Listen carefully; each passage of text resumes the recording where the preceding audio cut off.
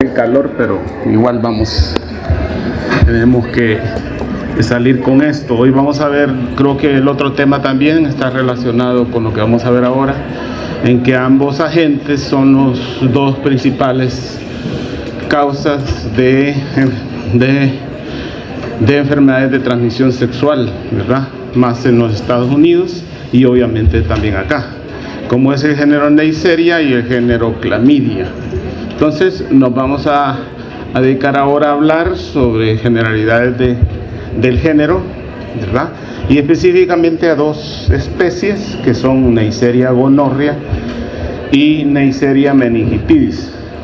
Como ven, el mismo nombre de la bacteria, en el caso de la especie, dice algo de la enfermedad que causan. En el caso de Neisseria gonorrea, la gonorrea, y Neisseria meningitidis, pues que son obviamente cuadros de meningitis, ¿no?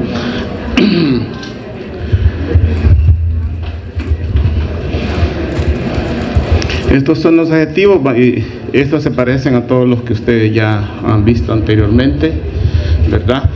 Y pues y nos vamos a detener en cada uno de estos. Vean que son bien básicos, espero que la clase no es tan larga. Y si vemos esta foto, vemos las importancias que tienen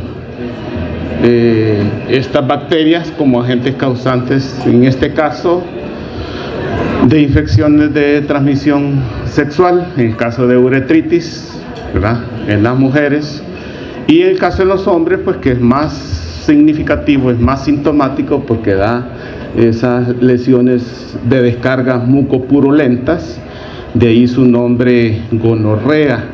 La gonorrea fue no sé si han escuchado de historia de Galeno, allá por 130 años antes de Cristo, que le llamó gonorrea. ¿Por qué? Porque ellos pensaban que eso era ¿cómo se llama? La descarga involuntaria de semen. Uy, se me ha ido el nombre. Tiene un nombre, ya me voy a acordar.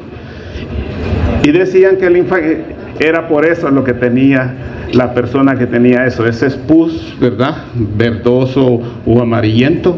Y él creyó pues que en ese tiempo, y gonorrea quiere decir fluido de las semillas, o sea, de los espermatozoides, y de ahí él le puso gonorrea, fluido de las semillas, porque creyó que eso era lo que le salía a los hombres, era semen, y no, era un pus ese es abundante pues en células, en neutrófilos, en células epiteliales, y también pues las bacterias que producen eso. Esto da lesiones. Esta bacteria está relacionada con lesiones generalizadas, en el caso de la gonorrea, en el caso de una septicemia, ¿verdad? Y de ahí pues la bacteria puede irse a las articulaciones y cursar como una artritis gonocócica. Entonces, además de eso, puede haber transmisión horizontal de la madre al recién nacido, cuando la madre está infectada y el niño pasa por el canal del parto y está infectada con Neisseria, ¿verdad? Puede adquirir la bacteria en las mucosas y a los días aparecer el niño con un cuadro agudo de conjuntivitis purulenta, tal como lo ven ustedes ahí. Y obviamente pues en el caso de Neisseria meningitidis, la meningitis. Entonces estos son los cuadros clínicos asociados más principalmente a estas dos bacterias. Vean, Galeno, que es lo que les decía, él le llamó a esta enfermedad 130 años antes de Cristo como gonorrea, de ahí viene el nombre. Y el nombre pues hace alusión a eso, al fluido de las semillas, que en este caso pues obviamente ellos pensaron que era semen, pero no, era un pus, ¿verdad?, causado por la presencia de las bacterias. Mucho antes de 1879 se asoció que, por ejemplo, que la sífilis y la gonorrea eran manifestaciones de una misma enfermedad. En el caso de que aparecían unas lesiones ulcerosas en las zonas genitales, o también la secreción abundante en el caso de los hombres de pus, como lo mirábamos ahí en la foto anterior. Y entonces, perdón que ya, muchos autores en esa época aún investigadores se autoinoculaban las secreciones uretrales. Algunos de esos presentaban manifestaciones de lesiones o chancros, ¿verdad? Y otros no. Entonces, indistintamente, este señor Neisser, que es un alemán, Arnold Ludwig Neisser, y de ahí su nombre de Neisseria, el género, fue el que describió y comenzó a buscar en todos los pacientes con secreciones uretrales, ¿verdad? El microorganismo, y también de lesiones endocervicales y de lesiones de la conjuntiva, ¿verdad? Y como en esa época era permitido, se los inyectaba pues a presos, ¿verdad? Y observó que los hombres que se infectaban con eso manifestaban a los pocos días secreción uretral purulenta, más no chancros. Entonces él diferenció entonces que la gonorrea era un agente, era producido por un agente diferente al que producía la sífilis, ¿verdad? Y en 1885 pues ya él hizo la descripción, pero fue hasta 1885 que otro médico alemán pues ya hizo el aislamiento de la bacteria. Entonces, en honor a eso, pues le pusieron el género de la bacteria Neisseria, en honor pues a Neisser, ¿verdad? Ando mal de la garganta, no sé qué, el desayuno. Muchos de esos no creían todavía en lo que Neisser decía, ¿verdad? Es más, él tuvo mucho confrontamiento y creo que hasta fue a juicio, ¿verdad? Porque él hacía experimentos que no eran tan éticos, y obviamente hoy no son éticos, en probar pues los postulados de Koch en humanos, ¿verdad? Entonces Hernández también era un francés, también hacía eso, que trabajaron conjuntamente con él.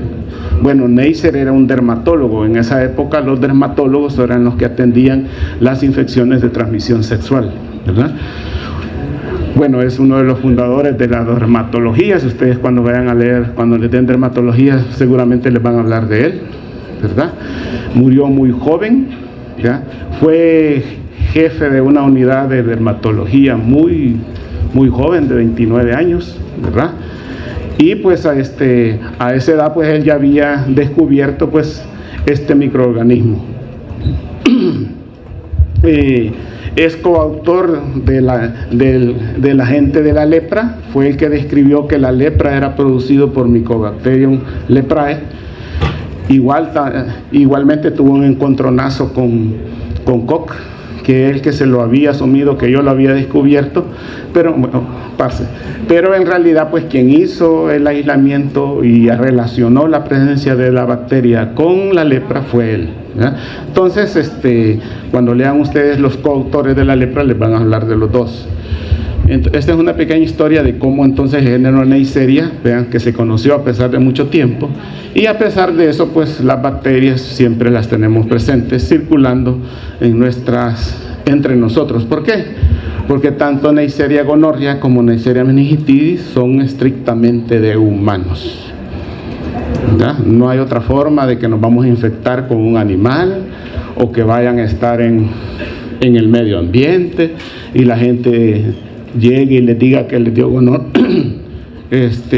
o se infectaron de gonorrea porque se sentaron en una piedra caliente o en una banca caliente, no sé en qué tipo de banca, pero en algo caliente se sentó, no. Entonces sí, a veces la gente dice eso, ¿verdad? Y obviamente no ha sido así. Tuvo relaciones sexuales de diferentes formas, porque como vamos a ver también en la gonorrea, antes era bien común pues las lesiones urogenitales, hoy también aparecen como conjuntivitis, pues por el tipo de relación, como faringitis por el tipo de relación sexual que tienen. Esta familia incluye a 3 géneros de importancia médica, todos son gram negativos, pero los 3 géneros de importancia médica son Eikenella, la Quinguela y la Neisseria. Vamos a hablar de Neisseria, de esta familia Neisseriaceae. El género Eikenella está relacionado más que todo con aquellas luchas entre personas en las cuales hay mordidas, y las heridas se infectan, generalmente están más relacionados con el género Eikenella. Y Quinguela, pues en el caso de endocarditis, pero igual son unas bacterias gram negativas, estos son bacilos, y en el género Neisseria son los únicos cuya morfología es de cocos gram negativos. Generalmente los encontramos el género Neisseria en la orofaringe, ¿verdad? Y en la nasofaringe como habitantes de la flora. Estoy hablando del género ahorita, ¿verdad? Y en las mucosas anogenitales, porque hay muchas especies del género Neisseria. Pero solo 2 son patógenas, ¿verdad? En este caso Neisseria gonorrea, conocida también con un nombre vulgar como gonococo, y Neisseria meningitidis, conocido con el nombre vulgar, por un nombre común como meningococo. No se les olvide eso. ¿Preguntas de examen? Sí. No, está bien fácil. Gonococo, Neisseria gonorrea. Gracias.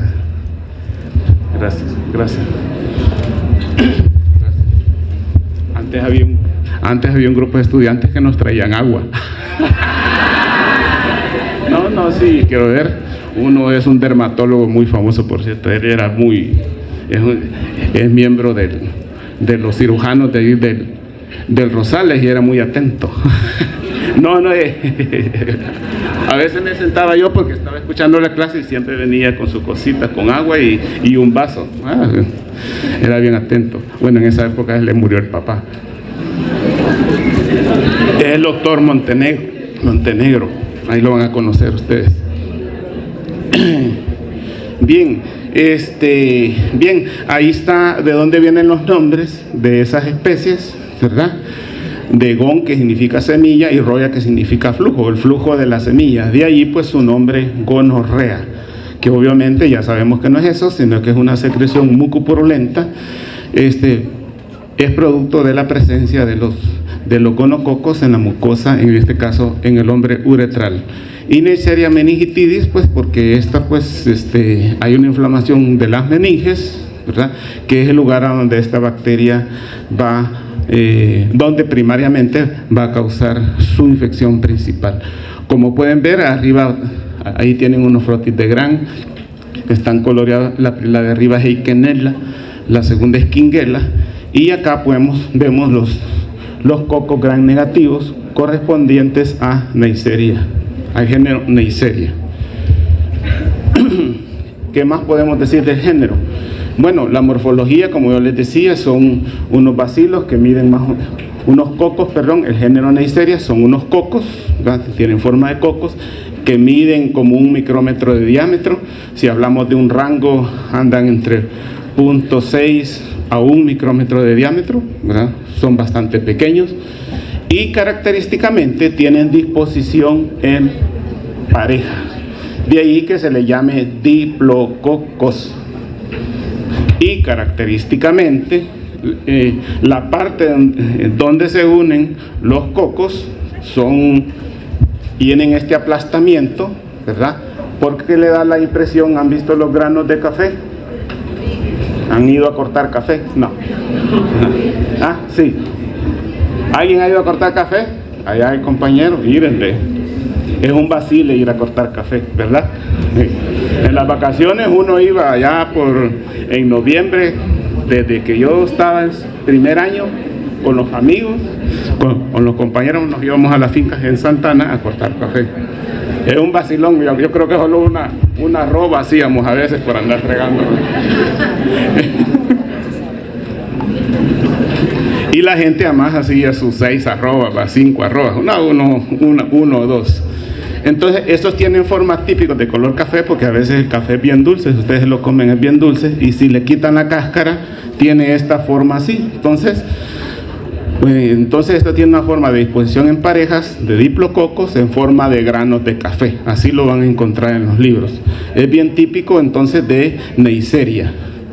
Este es cuando lo vemos a partir de un frotis recién hecho de una colonia aislada. Y si ya lo vemos en tejido, le vamos a ver esta morfología. Este es un frotis teñido con gran de una secreción uretral, donde podemos ver la gran cantidad de polímorfos nucleares neutrófilos, y en su interior podemos ver los diplococos gran negativos, ¿verdad? Este es un frotis que se ha hecho, es un examen que se hace, y obviamente la presencia de esos malos signos y síntomas que ustedes le ven al paciente y el resultado del laboratorio que les reporta diplococos gran negativos intracelulares, entonces están ante un caso de gonorrea, ¿no? Es la forma de cómo se hace un diagnóstico rápido de esto. Son aerobios, estrictamente aerobios, aunque la única que puede crecer en presencia en ausencia de oxígeno es Neisseria gonorrea. Las demás son muy aeróbicas, ¿verdad? Generalmente crecen a temperaturas de 35 y 37, esto lo vamos a ver en epidemiología. Son muy susceptibles tanto a las temperaturas altas como abajo de 35, se mueren rápidamente. Es por eso que es imposible que haya una Neisseria en una piedra caliente y de ahí la gente se infecte, no se puede, porque son muy susceptibles a las altas temperaturas o a las bajas, ¿verdad? No se puede. Y generalmente pues en ambientes húmedos, cuando uno va a hacer cultivo de eso, a la misma en la incubadora, uno pone los cultivos en un frasco en el cual abajo le coloca un algodón húmedo, ¿verdad? Y una vela encendida para que le genere pues una cantidad significativa de CO2, lo cual estimula su crecimiento. Esencialmente es un frasco donde se ponen las placas, se pone un algodón húmedo, se pone una vela encendida, se tapa, y esa vela encendida le va a generar la cantidad de CO2 necesaria que necesita este microorganismo para crecer. Utilizan los carbohidratos, pero no los fermentan, los oxidan, a diferencia de todo lo que hemos visto anteriormente, ojo, ¿verdad? Y en este caso solo Neisseria gonorrea solo puede oxidar la glucosa. Es una forma de cómo diferenciarlas de las otras Neisserias, porque las otras tienen Neisseria meningitidis, por ejemplo, oxida la glucosa y la maltosa, y así pues cada especie de Neisseria tiene su patrón de oxidación, y eso ayuda pues a diferenciar las especies. No fermentan los carbohidratos, ¿verdad? Por eso se los puse ahí, y así como lo que hemos visto pues anteriormente, producen la enzima catalasa y también son la enzima oxidasa, que son claves para su identificación. Aquí podemos ver una prueba de la catalasa, que ustedes ya la hicieron, y una prueba de la oxidasa, que generalmente son estas colonias color púrpura. Se ven cuando uno les pone pues un reactivo especial. Esto lo hacen es de ayuda, ¿verdad? Es de mucha ayuda para la identificación presuntiva de estos géneros. No producen esporas, ¿verdad? Son muy susceptibles pues al medio ambiente. ¿Son móviles? No, son inmóviles, no tienen flagelos, ¿verdad? No se vayan a ir en esto porque yo tiendo a hacer esto. No, es que allí decía que eran móviles, sí, pero no les dije que eran. Son inmóviles, ¿verdad? Son capsulados de solo Neisseria meningitidis. Neisseria gonorrea no. Generalmente voy a estar hablando en adelante de las dos, ¿verdad? Que es el principal factor de virulencia que tenía Neisseria meningitidis, y por eso pues afecta más y es capaz de invadir más a los tejidos en el caso de Neisseria meningitidis. Ya vamos a ver que esta cápsula les ayuda mucho a la clasificación.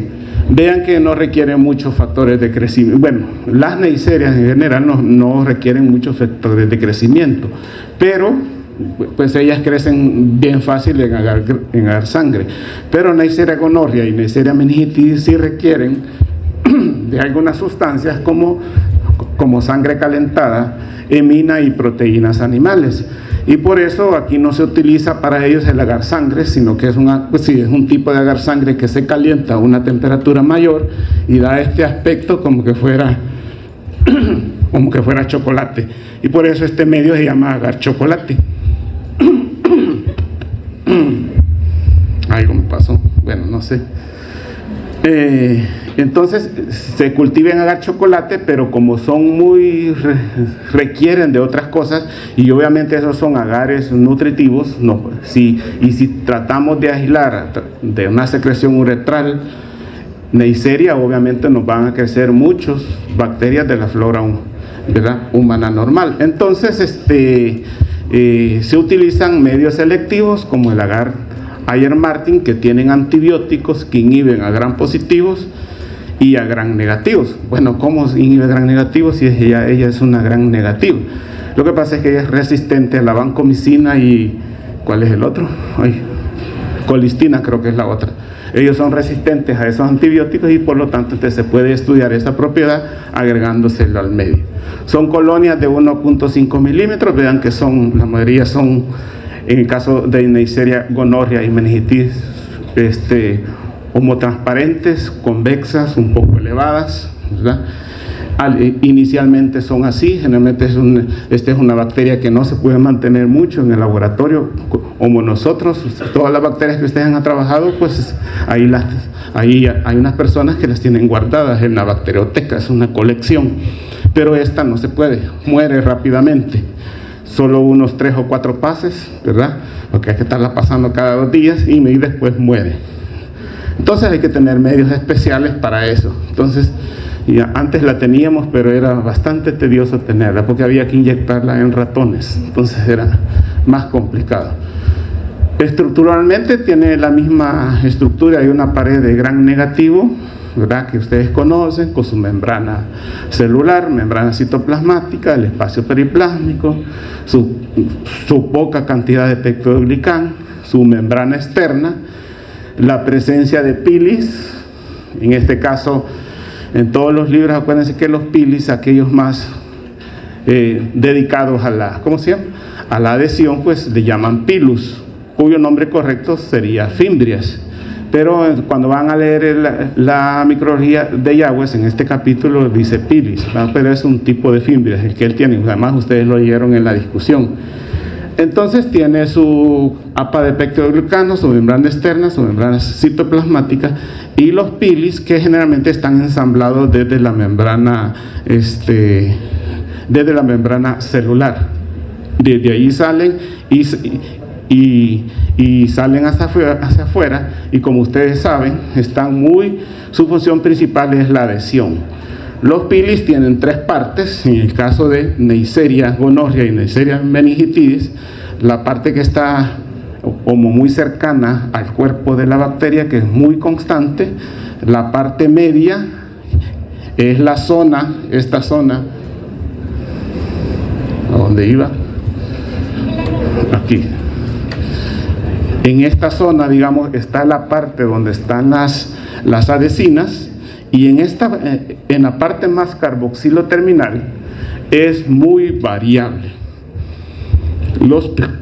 Los pilis en Neisseria gonorrea muestran una gran variabilidad antigénica, y una sola bacteria pueden tener los pilis totalmente diferentes, y la generación que sigue después de ella son diferentes.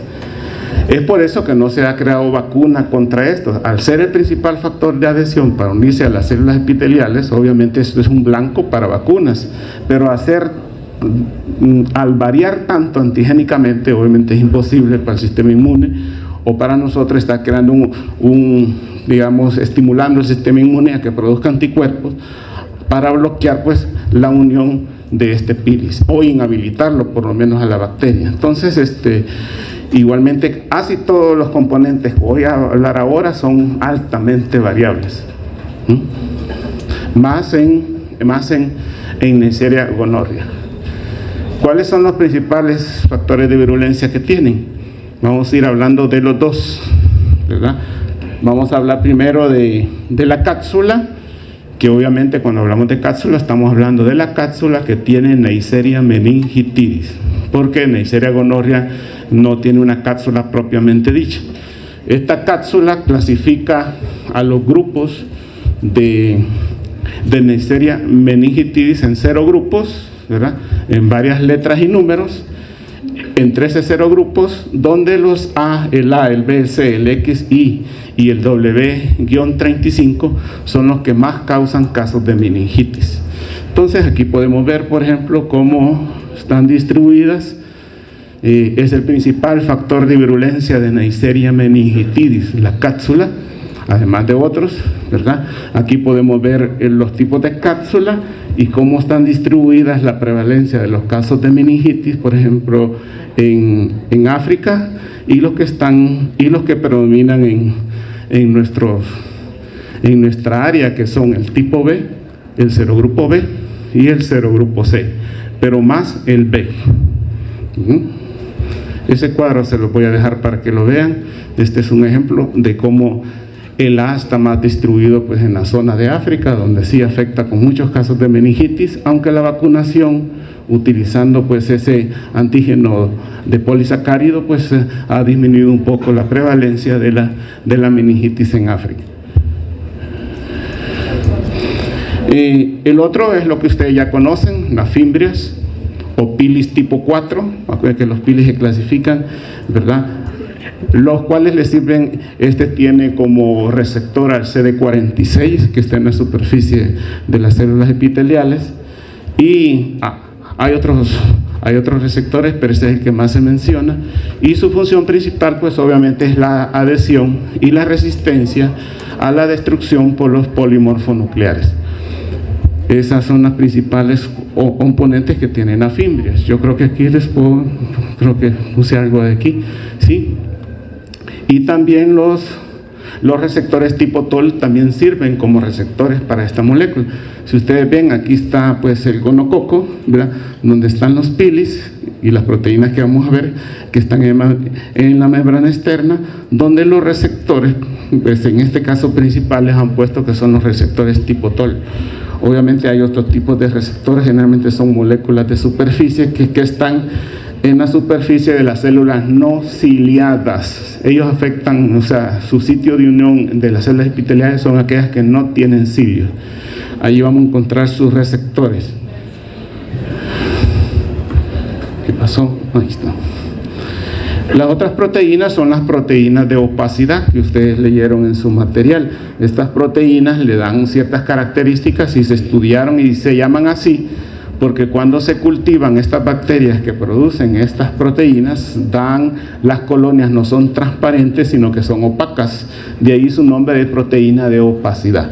Esta pues está capaz de unirse a las células epiteliales y fagocitos, generalmente a los receptores de heparina y CD66, y existen muchos tipos de OPA. También igual es altamente o variablemente antigénica.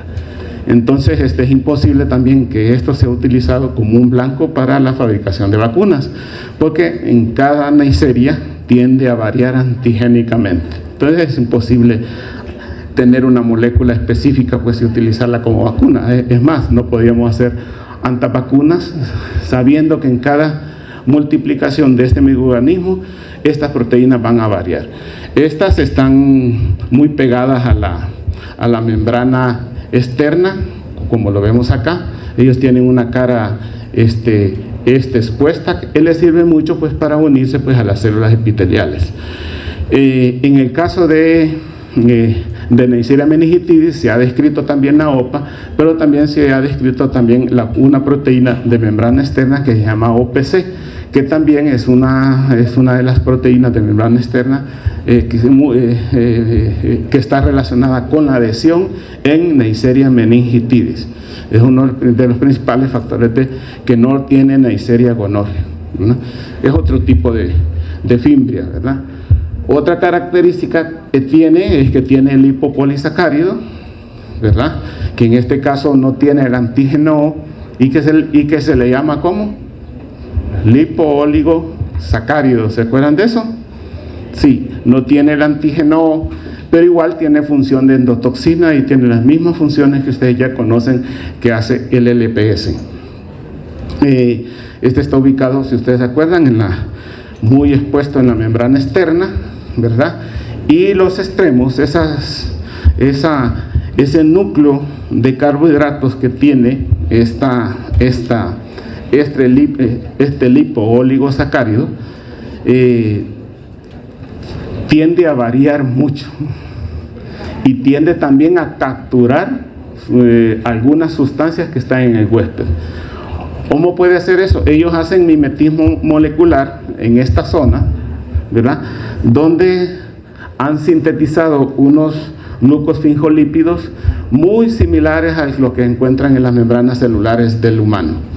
Al hacer eso, entonces, al tener eso, acuérdense que en el mosaico fluido de la membrana celular hay muchos lípidos, ¿verdad? Y estos se parecen mucho a estos glucosfingolípidos que tiene pues el lipooligosacárido. Al hacer eso, entonces, de esa manera evita ser atacado por el sistema inmune.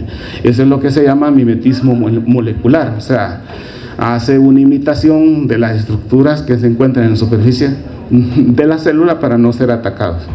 Igualmente, es capaz de desarrollar este proceso, la sialización. Ellos tienen una enzima y ¿en qué consiste eso?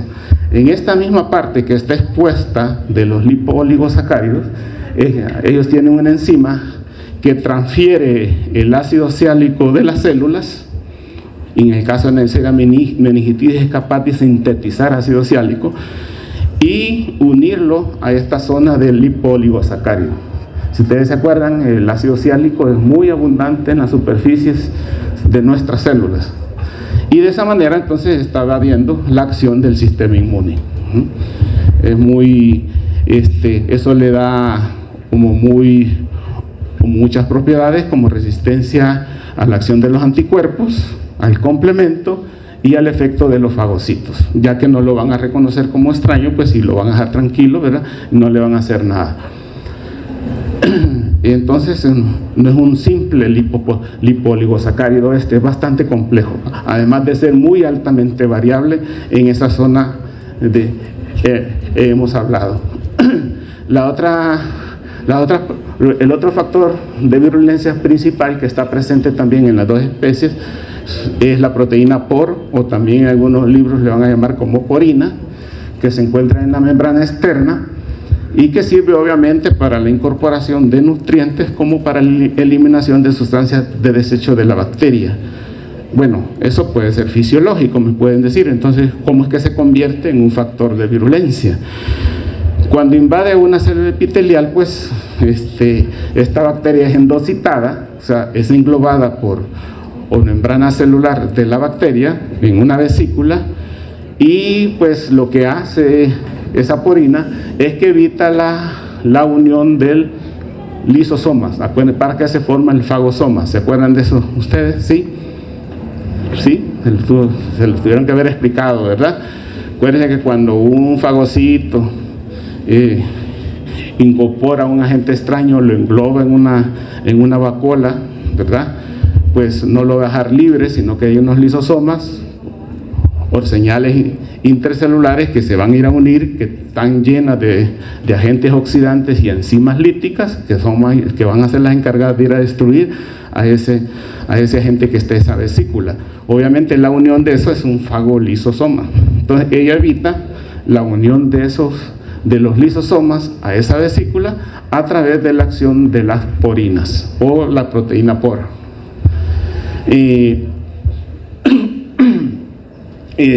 Hay varios tipos de proteína O, que es la POR A y la POR B. La POR B solo está presente en el gonococo, ¿verdad? Y en cambio, pues, en el meningococo encontramos la tos, ¿verdad?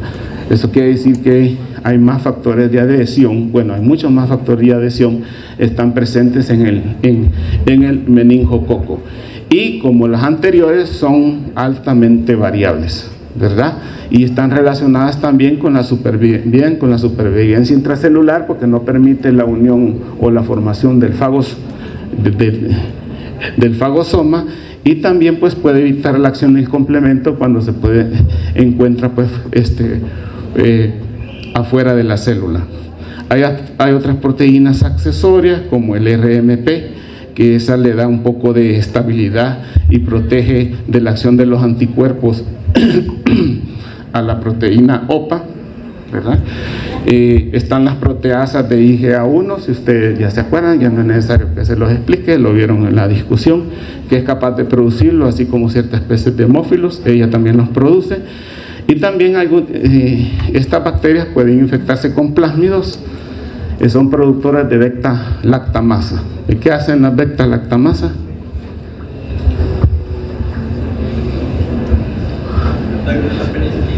Atacan a la penicilina, el anillo beta-lactámico. Y entonces esto les da resistencia a la acción de la penicilina que apareció pues hace mucho tiempo, ¿verdad?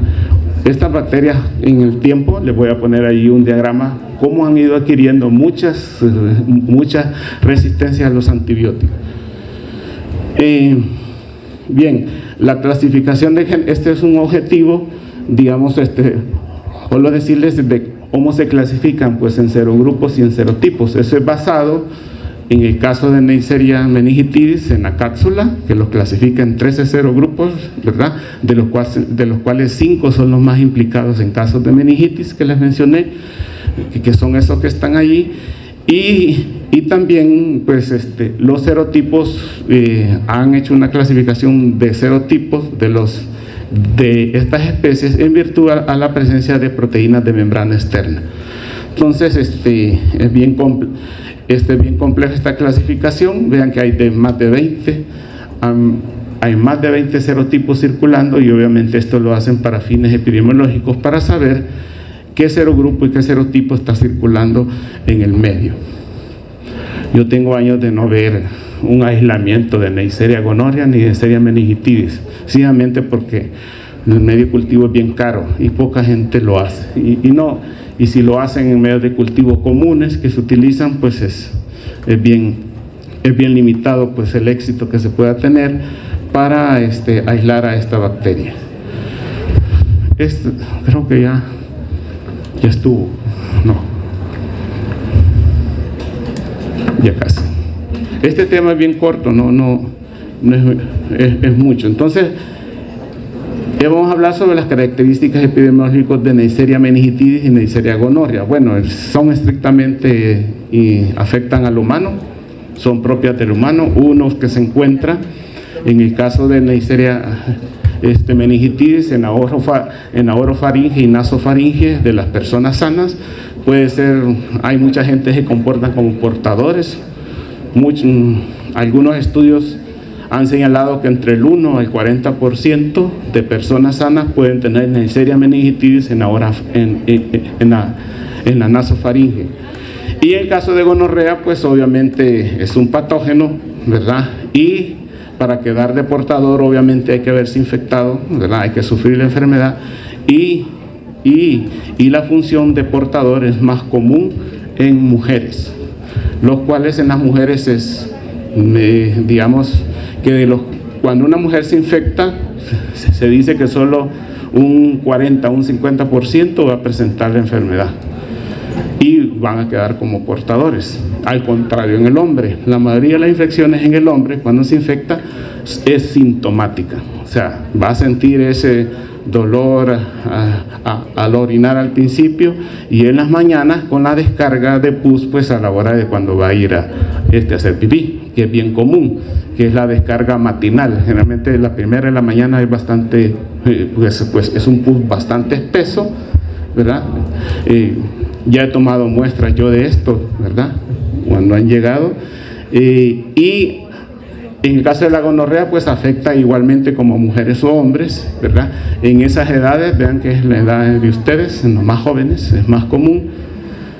Y pues, como les decía, el 50% de las mujeres son asintomáticas. Y en el hombre se tiende a ser más sintomática. Aunque la capacidad de infectarse es mayor en la mujer ante un primer contacto. Y en el hombre, si en la mujer anda de entre la probabilidad de infectarse ante un 50, un 60, en el hombre es del 30. Entonces, mientras más contactos sexuales tengan, hay más probabilidad de que se infecten con gonorrea. Vean que son muy sensibles a esas estructuras, al desecamiento, o sea, si hay secreciones que se han caído ahí en la taza del baño, obviamente si hay una desecación se va a morir rápidamente. No es que me la pasó mi hermano, que mi hermano es un relajo y dejó las secreciones ahí en el baño y por eso me contaminé. Bueno, puede ser, pero es bien raro, ¿va? Porque nadie como que se soba en las orillas del baño. Son muy susceptibles a la luz solar, una piedra caliente no le puede hacer nada, ¿verdad? Entonces, igual vean, al calor húmedo, a muchos desinfectantes, al alcohol, son muy susceptibles. Entonces, hay muchas maneras de controlarlo. Y por lo tanto, la única explicación de cómo llegó es que tuvieron una relación sexual, ¿verdad? Y en el caso de Neisseria meningitidis, obviamente su transmisión es diferente. Vean cómo, bueno, esto es lo que les estaba diciendo. Igualmente se puede transmitir horizontalmente de la madre al hijo cuando el niño va saliendo por el canal del parto y la madre tiene Neisseria, y infectar pues al recién nacido. En el caso de Neisseria meningitidis, vean que es por gotitas respiratorias o contacto directo pues a través del beso, ya que si es un portador asintomático, o a través de fomites o compartir cucharas, ¿verdad? Entonces las personas pueden infectarse o trasladar la Neisseria meningitidis a otra persona, y es más frecuente pues que los portadores de Neisseria meningitidis, vean que sean niños y adultos jóvenes, que en muchos estudios que se han llevado a cabo, pues anda entre el 1 al 40% de portadores asintomáticos de Neisseria meningitidis. Entonces hay que tener presente siempre eso. Obviamente no hay mucha probabilidad de que un paciente que esté con meningitis en un hospital, es muy baja la probabilidad de que nos podamos infectar. Ellos hablan de que generalmente necesitan un contacto directo más estrecho o por mucho tiempo, de que si hay un portador asintomático nos puede infectar. Entonces pero igual hay que guardar todas las medidas de protección necesarias cuando tengamos un paciente, en este caso con Neisseria meningitidis. Yo creo que esta es la última. Bueno, y esto es la historia. Vean, esto me llamó mucho, lo pueden revisar. Este es un review que habla sobre Neisseria y cómo desde 1940, donde aparecieron, todo esto es la resistencia que muestra Neisseria gonorrhea a través del tiempo. Desde 1940, cuando se utilizaron las sulfonamidas, donde presentó resistencia, donde ya comenzó a presentar, ¿verdad? Luego la penicilina en 1960, probablemente hay un plásmido que adquirió. Luego en 1900, entre el 70 y el 80 se detectaron más cantidad de beta-lactamasas por parte de ellos, obviamente una resistencia mayor a las penicilinas. Luego entre 1980 y 90 a las tetraciclinas, ¿verdad? Luego a las fluoroquinolonas, y por último en el 2000 a las cefalosporinas, que era la última. Bueno, yo todavía por lo menos en los 90 escuchaba de estos, o se utilizaban cefalosporinas, pero ya apareció allá por el 2000 y algo la resistencia a esto. Y entonces, y ahorita pues lo que está usando son como de nueva generación, pero vean, lleva una forma bien característica de cómo el uso indiscriminado de antibióticos cuando no se va a consultar, ¿verdad? El médico es el que está enterado. Ustedes son los enterados, ustedes deben de conocer esto, ¿verdad? Son los únicos. El paciente no lo sabe, ¿verdad? La dosis, la cantidad, por cuántos días, y explicarle lo que significa pues a un paciente no automedicarse y hacer el tratamiento completo para que no suceda esto. Y obviamente esa flecha creo que va a ir bajando más, ¿verdad? Porque la mayoría de los hombres, más que todo, no consultan. Generalmente la lesión por gonorrea, si no se complica, a los 8 o 10 días desaparece, pero el paciente queda asintomático y portador, ¿verdad? Entonces, y como ella no siente nada, pero anda diseminando eso, si tiene múltiples parejas sexuales, obviamente pues a sus compañeras mujeres o de otro género, ¿verdad? Y pues, y ni modo, ¿verdad? Hay que tener en mente, aquí les dejo la bibliografía, ahí me disculpo, no les he subido la clase anterior, se la voy a subir con esta, ¿verdad? Y aquí pueden leer esto, o si tienen tiempo, es un review muy amplio de los factores de patogénesis, bastante grande, ¿verdad? Son como 30 páginas solo de eso, imagínense, solo de patogénesis. Pero entonces ustedes lo pueden consultar. Bien, les agradezco, muchas gracias.